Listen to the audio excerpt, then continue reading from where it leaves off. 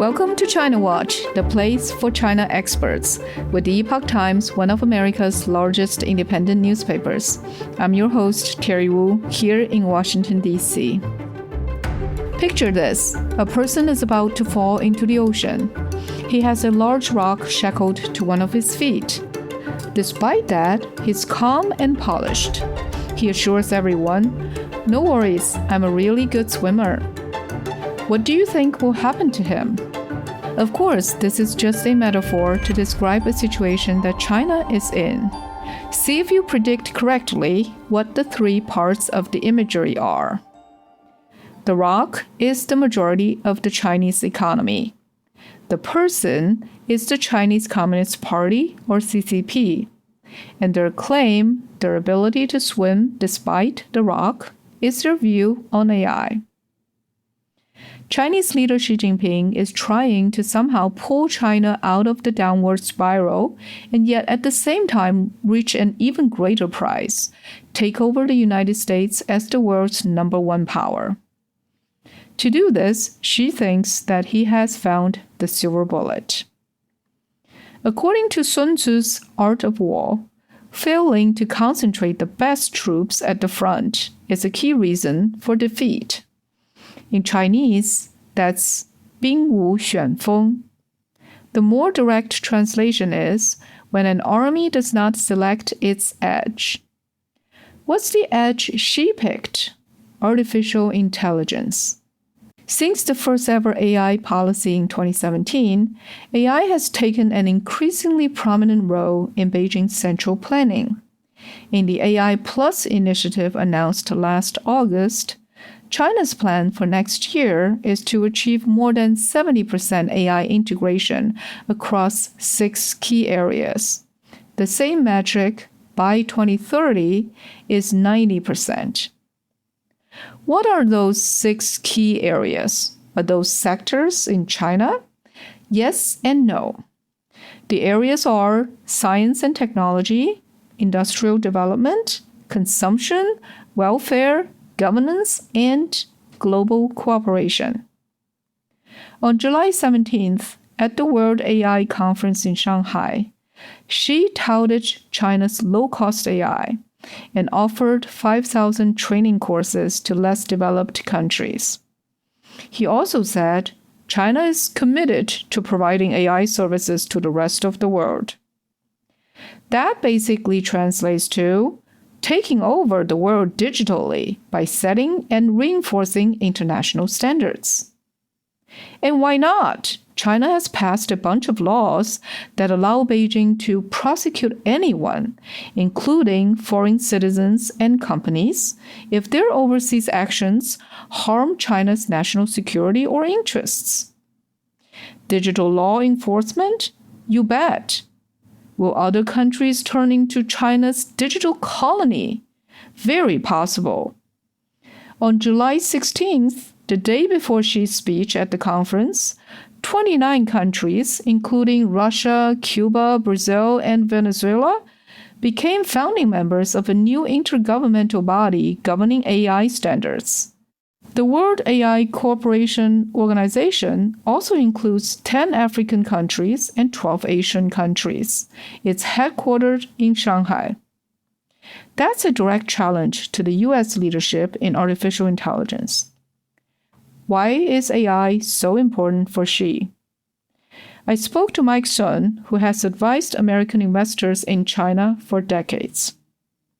Here's what he told me. As Beijing favors high-tech sectors, the traditional sectors of the Chinese economy are in a tailspin.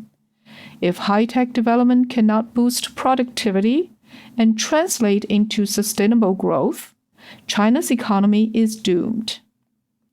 Mike said, quote, "Xi is all in on AI. He's gambling with all of China's resources. If he wins, he can arm wrestle with the United States. Beijing can be an equal of Washington.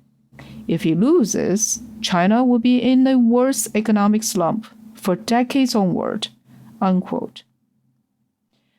Let's go back to the man we mentioned at the beginning. So AI may be able to enable the man to untie the rock and even launch into the sky from the sea surface. A lot of questions follow. Can China innovate? Will the Chinese people tolerate Xi's gambles as they bear the bitter end of the consequences? Will China's economy be able to fund Xi's ambitions? That's more than what one episode can handle, so we'll focus on the last question for now. Also, AI cannot blossom alone without the general support of China's economy. Therefore, Beijing will argue that China's economic problems are temporary. In other words, not structural. Such Chinese propaganda arguments will soon appear around us as they make their way to the West. Our goal at China Watch is to arm you with a way to filter out the agitprop from the CCP. Let's begin. The official data for the first half of China's economy became available a few days ago. The second quarter of this year grew 4.3%, the slowest in 3 years. The overall read on China's economy is that it has been weak while getting worse. Recovery is not yet in sight. For a long time, Beijing has described its growth engines as 3 carriages: investments, consumption, and exports. Exports are still pulling with double-digit growth, but investments and consumption paint a much bleaker picture. While consumption remained weak, investment, which funds future growth, has been declining year on year and month on month. That means every month is lower than the same month in the previous year and lower than the previous month. Picture a stairway going down. Each month is a step. The steps may not be of the same height, but the direction is very concerning. Last year, China saw the first annual decline in investment in 3 decades. For the first half of this year, total fixed asset investments were down by 5.7% year on year. Of the total, real estate development investment declined by 18%, and infrastructure investment by 2.4%. And every month, the investment comes down lower. That's a declining trend that hasn't bottomed out. The same picture rings true with the property market. New home prices have fallen for 36 consecutive months. Each month this year, the prices dropped by over 3% compared to the previous month. Used home prices declined even faster. Consumer spending stayed lackluster. China's total retail sales grew by 1.3% compared to the first half of last year. In the first half, spending on cars was down by nearly 13% year on year, construction down by almost 9%. Consumer price indexes averaged at 1% during the first 6 months. According to the World Bank, that's mainly due to temporarily high energy prices resulting from the conflicts over Iran. In other words, if that didn't happen, China would likely show deflation again. To be direct and vulgar, those numbers suck. Or, to go back to our earlier metaphor, that's a big rock. But if you're in high tech, your world is completely different. For the first 5 months, China's official data showed a 3.4% year-on-year increase in investment in high-tech manufacturing, including a 51% increase in chip-related manufacturing. Investment in high-tech services increased by 7% year-on-year. Those are AI-driven information services. Similar June details weren't available at the time of recording. So that's definitely 2 different worlds. The high-tech world is rising with capital injections, sometimes in the double digits. The other world is dark, cold, and falling. The decline has yet to reach the bottom.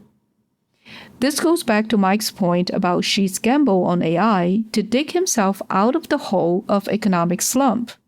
Disproportionate investments are being directed towards AI. The value proposition goes like this. AI can lead the Chinese economy onto a new path of development. When that happens, the property market and infrastructure will have more time to reach the bottom or settle into the new norm. And the AI-related growth will more than compensate for the loss in traditional sectors. However, before that happens, AI needs investment. Can the current Chinese economy sustain and fund AI simultaneously? The man above the ocean is still swimming.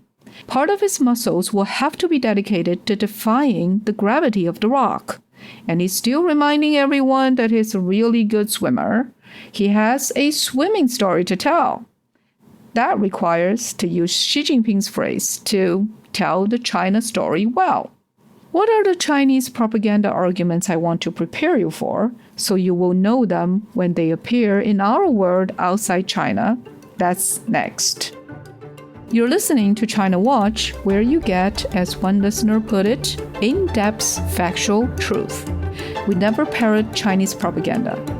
But lots of people are still missing out, so we need your support, and it's as easy as a 5-star review. At the same time, give us your feedback on ratethispodcast.com/ChinaWatch. Yes, we read it, and yes, we act on it. Back to the propaganda arguments. China's growth has been heavily driven by investment and borrowing to finance it. At the end of last year, China's debt-to-GDP ratio surpassed 300% for the first time. That's according to the National Institution for Finance and Development, a state-backed think tank in China. Let's introduce another metaphor. Think of China as a family. This family wants to borrow money from you. It says that it has found a new way to make money. That's AI, by the way. And you know that the family is heavily indebted, and it may not even know exactly how much money it owes because of a web of borrowing among its family members unbeknownst to the head of the household. You wonder if anything's wrong with certain family members and or how the family runs. Hence, whether this new AI business can change the family's fate is an open question. Meanwhile, the family tells you it's going through a temporary problem. It just needs more investment to return to its glory days. Which version is going to play out? China is in the same situation as this imaginary family. And the propaganda narrative is China's economy does not have a structural problem. The current challenges are temporary. We wait out for a few years and the problems will go away. One of China's influential economists, Justin Eve Lin, has been pushing this narrative hard. The former Taiwan military officer who defected to the mainland in 1979 has been a strong proponent for China's industrial policy. He served as the chief economist at the World Bank. Now he's teaching at Peking University. This year, after the Eurasia Group identified China's deflation trap as a top risk for 2026, Lin has been vocal again. Last month, he spoke about why he didn't think China's economy had a structural problem. Long story short, he's telling the world that the swimmer is so muscular, has so much endurance, the bigger the rock shackled to his foot, the better he will swim. Yeah, so with that said, I need to warn you. His points are tricky. I'll just list the main ones, and they get trickier one by one. Let's start with the easiest one. First, he said China's economic slowdown was due to weak foreign demand, as the world economy has grown more slowly since the 2008 global financial crisis. He also said that China does not have a demographic problem, which is a shrinking workforce due to an aging and declining population. He said it's not the labor size that matters, but the quality of the labor. Chinese people are also famous for fearing growing old before growing rich. Lin said, based on his research, countries that grow old before getting rich grew more than the countries that grow rich before growing old. That shows that China has more potential to create wealth. His third point is about the balance sheet recession. In China's case, a balance sheet recession means people don't like to spend because they have lost so much wealth in the property market. He says that there's no balance sheet recession in China, and the weak consumption is not so much due to consumers not spending as to credit risks in the banking system. I knew something wasn't right, but I wasn't completely clear about why. So I reached out to William Li, chief economist of Global Economic Advisors. Sure enough, he helped me reach clarity. Here's what he said about weak foreign demand as the culprit of China's economic problem. You can't say that it's the global slowdown that is really hurting China's growth, because that's the only source of China's growth is the external sector. If it wasn't the external sector, that's hurting it, we wouldn't have a growing trade surplus. You would have a trade deficit, because if the domestic economy is doing so well, you'd be importing like crazy and not exporting. Instead, it's the opposite. That evidence alone says that it's not the global slowdown that is holding back China. Regarding Lin's first point, Bill pointed out that China's export machine doesn't look like one that's starved abroad. It's one starved at home, exporting overcapacity. And about Lin's second point, that China will have high-quality labor to compensate for the reduction in population size, Bill pointed to the high youth unemployment rate, currently about 16% in the official data. It's common that graduates from top universities in Beijing perform low-wage jobs that don't require a college education.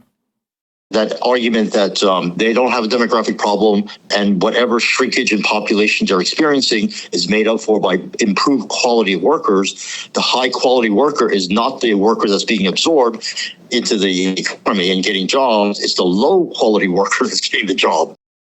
There, Bill speaks to the structural imbalance in the demand and supply of China's job market. In terms of countries in which people grow old before they get rich, having higher growth rates, Bill said it was a statistical illusion.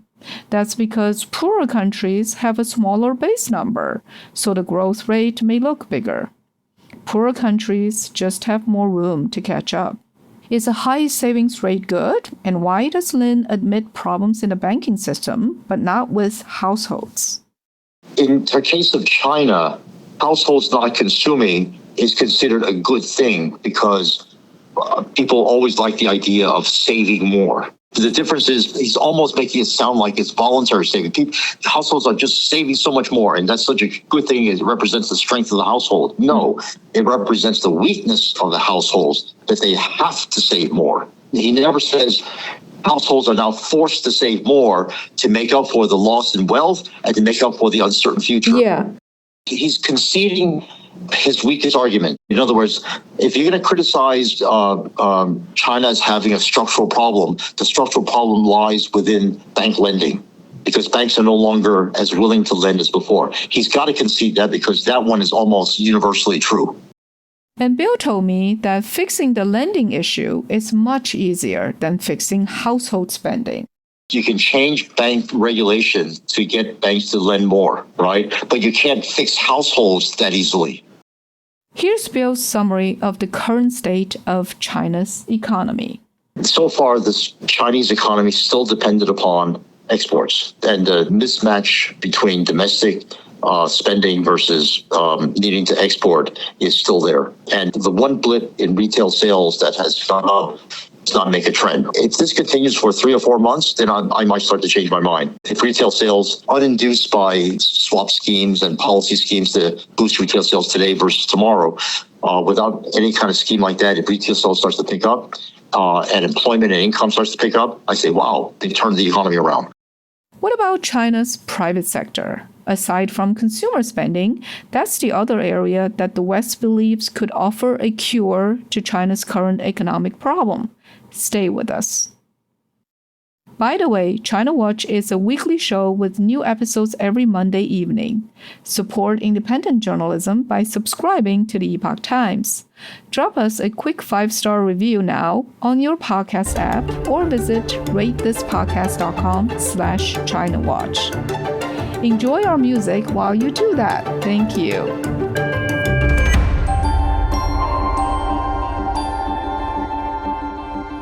Remember what we said about the man above the ocean. He wouldn't need to fight the gravity of the rock and, at the same time, tell a good story to investors that the rock is not going to be the problem because it's not a permanent fixture. Back to China's private sector, which the West believes is a key cure for China's weak consumption. Justin Lin's point is this. Look at China's AI industry. It's all private businesses leading the charge. Therefore, China's private sector is alive and well. Mike says, well, that's not the case. He said the private business owners in the last cycle of China's development are usually either in jail or out of business. That's also a main reason that he left China to avoid facing the same fate. Even in the real estate market, he believes the CCP wants to take wealth from private businesses and give it to state-owned enterprises. Troubled state-owned or state-backed real estate enterprises, such as Vanke with $50 billion in debt, can survive because their largest shareholder, Shenzhen Metro, has issued loan commitments worth billions of US dollars, keeping Vanke afloat. According to a 2025 report by a Chinese bankruptcy consultancy, Fangda, bankruptcy concentrated almost entirely among private developers. State-backed ones were propped up rather than allowed to fail. Mike says that there are no real private companies in China. A private business is just a role the CCP needs a business entity to play at a moment in time. Ultimately, private business entities are tolerated, but not preferred by the party. Being able to read the party's intention is very important for any business to survive. That's especially so for private businesses. The founder of Xiaomi, a Chinese consumer electronics and tech company, has a famous quote that vividly reflects China's business ecosystem. It's widely translated as, even a turkey can fly in a strong wind, or even a pig can fly if it stands at the center of a whirlwind. Gosh, that makes me think maybe even a swimmer can stay afloat with a rock chained to his foot. That means it's very important for Chinese businesses to sense where the wind blows, identify the center, and choose to stand there to be lifted by, literally, a tailwind. And so, just because a few pigs are flying doesn't mean the entire cohort of pigs is okay. AI is Xi's new darling. Make no mistake, his speech at the AI conference in Shanghai clearly shows where he wants money to flow. Cai Shengkun, an independent commentator in the United States, said China's strategy had been to closely follow or even get ahead of what the West wants. For example, green energy.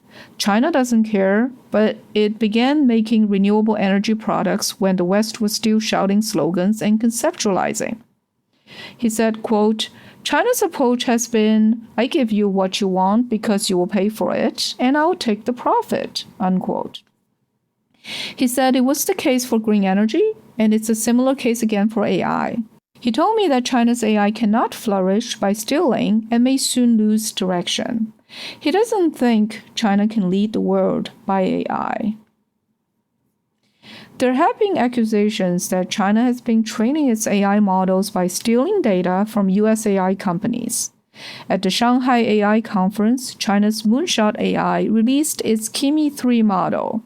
Its performance on benchmarks came just short of that of the highest performing US AI models, such as Anthropic's Fable 5. Let's hope China doesn't control the future of the digital world. No one wants a virtual cultural revolution covering the earth. That's it for today. Thanks for listening to China Watch. If you'd like to share your thoughts with me directly, please email me at terry.wu@epochtimes.com. You've listened all the way to the end, so I know you love the show. Now show me that love by leaving a 5-star review or visit ratethispodcast.com/ChinaWatch. See you next time.